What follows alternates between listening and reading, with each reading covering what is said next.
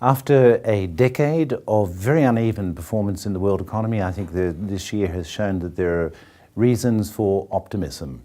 At the heart of economic growth in the world economy is innovation. And it's innovation that establishes the competitive advantage of countries and economies and individual enterprises.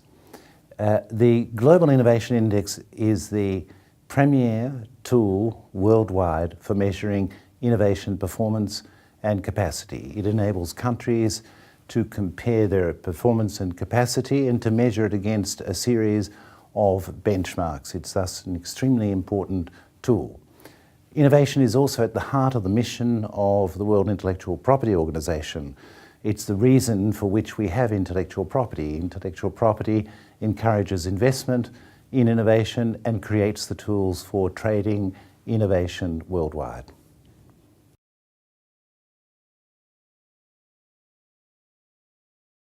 One of the standout stories, if not the standout story, in this year's Global Innovation Index is the performance of China, which has moved 5 places up from number 22 to number 17. It's now the only middle-income country that is in the top 20 in the Global Innovation Index. We're always a little wary of year-to-year changes, but in this case, this reflects a long and consistent trend. China has been moving up and will continue to move up. When one looks at China's innovation performance, we see that, first of all, on the input side, it's the second largest investor in absolute terms in research and development in the world. There is an extremely careful strategy that has been put in place from the top leadership of China for encouraging innovation and ensuring that China becomes an innovation-based economy. And we see it also in the outputs. So China is the top country of origin of patents, of scientific publications, of science and technology workers, research and development workers. This is an extraordinary development that we are witnessing.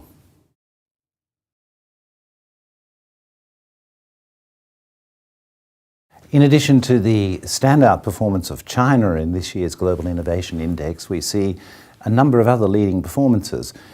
We have to, of course, notice that for the 8th year in a row now, Switzerland comes out as number 1. It's an outstanding performance. It's an extraordinary performance for a small and homogeneous economy with an extremely even performance as an innovation leader.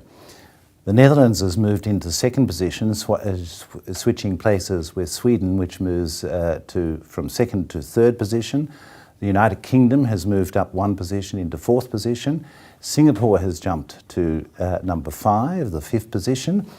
And notable amongst other performances are the performance of Israel, which has moved up 6 positions to number 11, and Australia, which moved up 3 positions from 23 to number 20.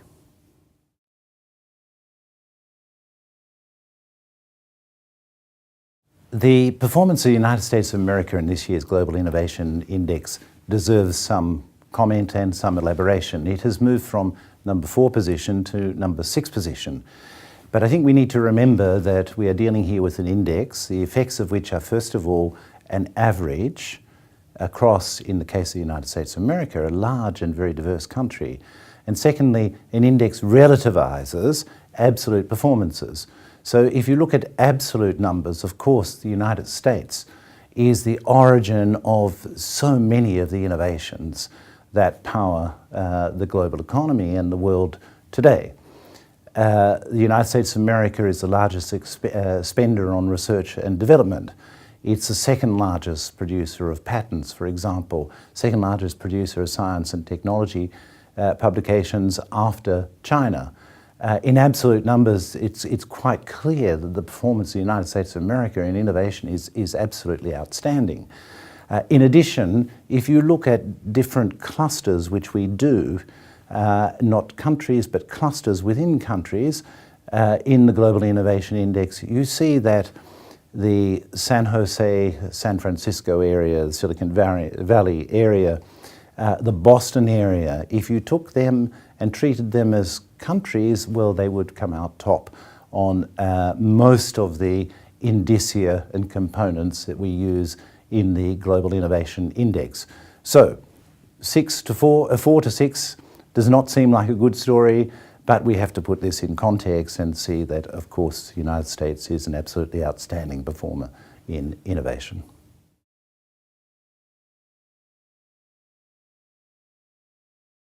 One of the features of the Global Innovation Index is our endeavour to measure the performance of clusters as opposed to countries.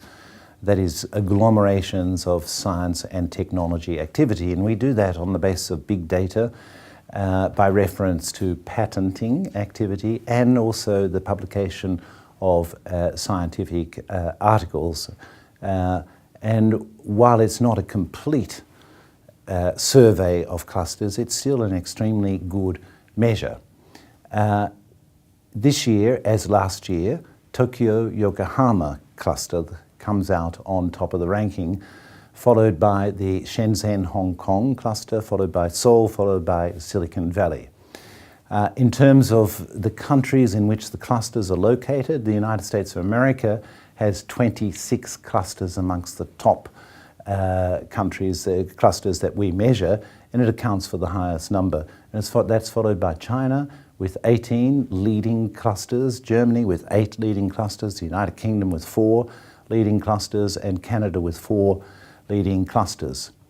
When we look at the middle-income countries, in addition to China, we see that there are clusters from 5 middle-income countries, Brazil, India, Iran, Russian Federation, and Turkey in the top 100, which is a very good performance.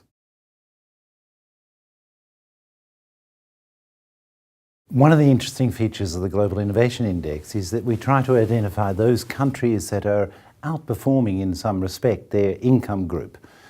First of all, in the middle income group, we notice that besides China, which is already in the top 20, there are only 2 other countries, middle income countries, that start to approach the top 20, let's say.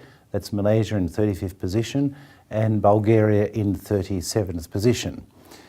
Other countries that we see climbing and rather consistently are India, Iran, Thailand and Vietnam, and they all perform very well this year and have been performing very well in the preceding years. We also identify a group of 20 countries that outperform on innovation relative to their level of development.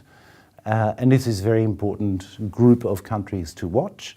Obviously, and new entrants into this group this year include Colombia, Tunisia, South Africa, Costa Rica, Serbia, Montenegro, Thailand, Georgia, and Mongolia. One of the features of this group, which is very interesting, is that the largest component comes from sub-Saharan Africa. We already have had for a number of years, 8 years actually, Kenya in this group, and Rwanda and Mozambique are also starting to stand out as innovation achievers.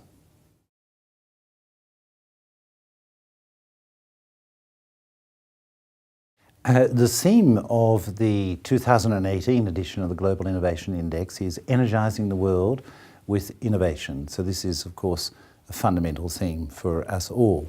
Energy, the demand for energy is reaching unprecedented levels as a result of a growing world population, urbanization, industrialization, and so higher levels of technological and indeed non-technological innovation are required to meet that demand, both on the production side, for example, smart grids or advanced energy storage, and on the consumption side, smart cities, future mobility, for example. Innovation plays a key role in addressing these challenges. In fact, it's the way in which we will be able to address these challenges. Technological innovation alone is not sufficient. We also need changes in social norms, with innovations in organizational processes, for example, being absolutely essential.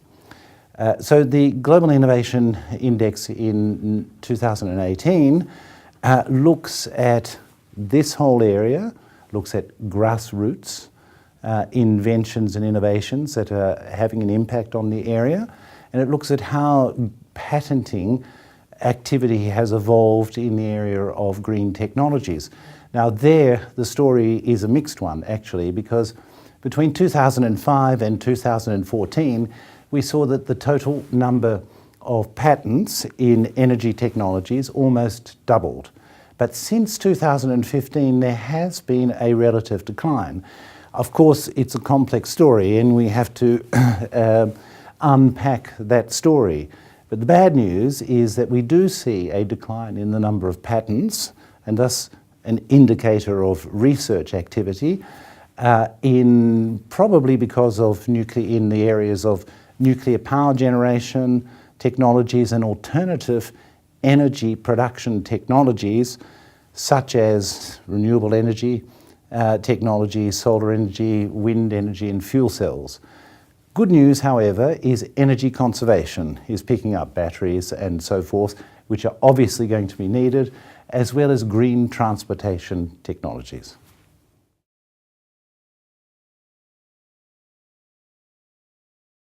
I think the whole world associates Japan with innovation. Japan is the source of an extraordinary amount of innovation that goes on in the world. What we have seen in the rankings of the Global Innovation Index over the last 6 years is that Japan has been steadily rising to 13th place now. It ranks first in a number of instances, for example, in corporate research and development, and it's also the top high-income economy for the quality of innovation, coming before the United States of America, Germany, and the United Kingdom.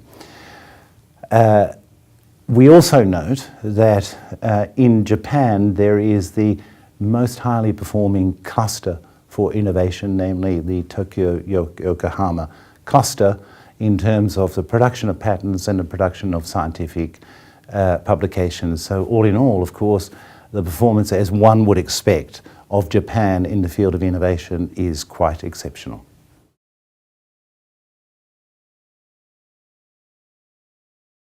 In innovation, Brazil does not rank as highly as in football. However, what we do notice in the Global Innovation Index is that Brazil has been moving up.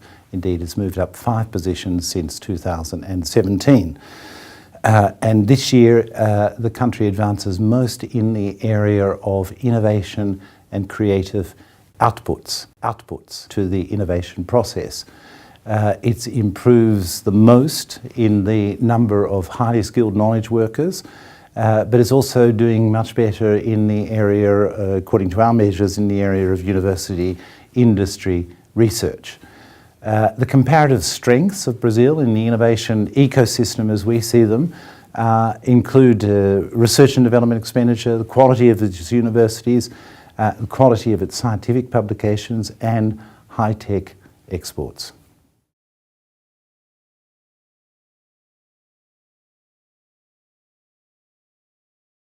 The United Kingdom has always been an innovation powerhouse, at least since the Industrial Revolution, and consistently that history is reflected in its exceptional performance in the Global Innovation Index. This year, the United Kingdom moves to 4th position from 5th position last year. And we see improvement in particular in certain areas, foreign direct investment, the cultural and creative industries. With a long history of basic research and excellent research institutions, historic universities, it's not surprising also that the United Kingdom is in number 1 spot for the quality of scientific publications, for its government's online services, and for e-participation. As one might expect also, with this long history of excellence in research in universities, the quality of innovation is particularly important in the United Kingdom. It ranks as the 5th economy in terms of quality of innovation as we measure it.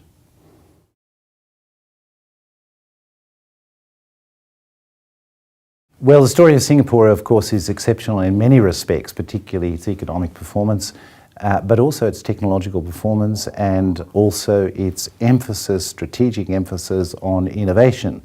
And that is reflected in the ranking of Singapore in the 2018 edition of the Global Innovation Index, where we see Singapore move up 2 positions to take the 5th spot, number 5 in the world on the Global Innovation Index, an extraordinary performance.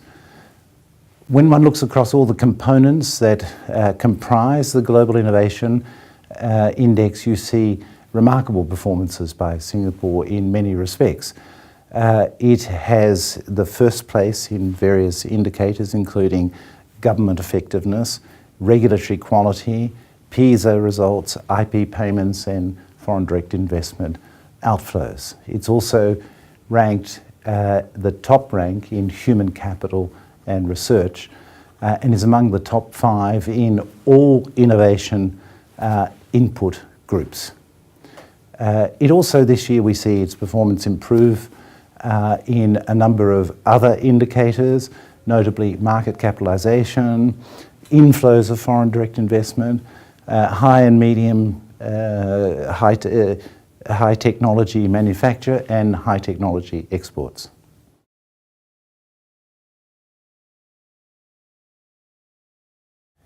We have seen in recent years India place a lot of emphasis on innovation, and indeed it's a cornerstone of the economic strategy of the Modi administration. It performs in general above its level of development, and we've seen a consistent trend of improvement in the rankings for India. And this year, in the 2018 edition of the Global Innovation Index, India moves up 3 places again, and now into number 57, the 57th position. It is first in the Central and Southern Asian region, first ranked economy for innovation performance there. And we see a number of strengths, most notably, of course, human capital. The extraordinary human capital of India and the Indian diaspora, if I may say, that we see around the world, exceptional human capital, which is, of course, the basis of all innovation. And we see very high performances on the part of certain very highly performing institutions, such as the Indian Institute of Science in Bangalore, the Indian Institute of Technology, and in general a high quality of university scores, all of which are essential contributions to the innovation ecosystem.